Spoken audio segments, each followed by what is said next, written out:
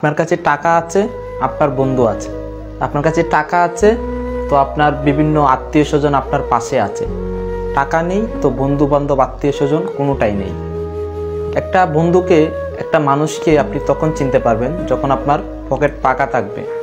আপনার দুঃসময়ে যে মানুষগুলা আপনার পাশে এসে দাঁড়ায় তারাই আপনার প্রকৃত বন্ধু, তারাই আপনার প্রকৃত প্রিয়জন। এবং আপনি যখন একটি ভালো পর্যায়ে যাবেন তখন ওই মানুষগুলোরই হক থাকে যে কিনা আপনার পাশে দাঁড়ানোর।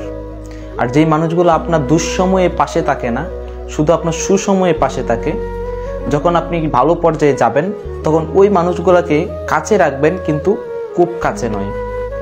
তাই মানুষকে চিনতে হলে আপনার দুঃসময়ে এবং আপনার সুসময়ে কে আপনার পাশে থাকলো কে থাকলো না সেটা দেখে চেনেন। আজকাল মানুষকে মানুষ সম্মান করে টাকার জন্য। যার টাকা আছে যত বেশি তার সম্মান তত বেশি। আসলে এটা ভুল। একটা মানুষ কতটুকু সম্মানিত সেটা কখনো টাকা দিয়ে বিচার করা যায় না।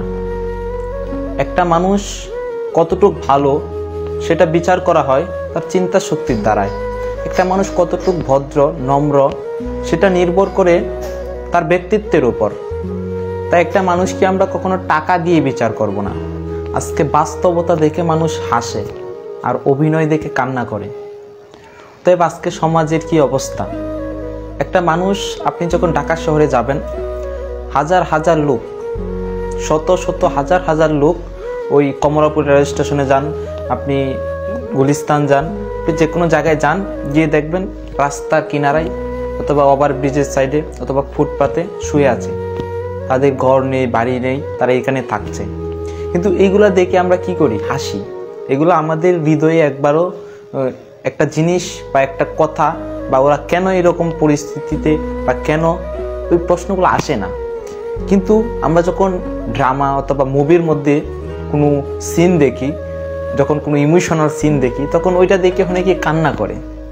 হায়রে মানুষ, যে আমরা আজকে বাস্তবতা দেখে হাসতেছি আর অভিনয় দেখে কান্না করি। এখান থেকে আমাদেরকে বেরিয়ে আসতে হবে। ওইটা অভিনয় আর বাস্তবতা আমাদের কত সামনে আমরা দেখতে পাচ্ছি, অথচ বাস্তবতাগুলা একেবারেই এরকম একটি পর্যায়ে এসেছে যেগুলাকে আমরা কোনো কারণই মনে করছি না।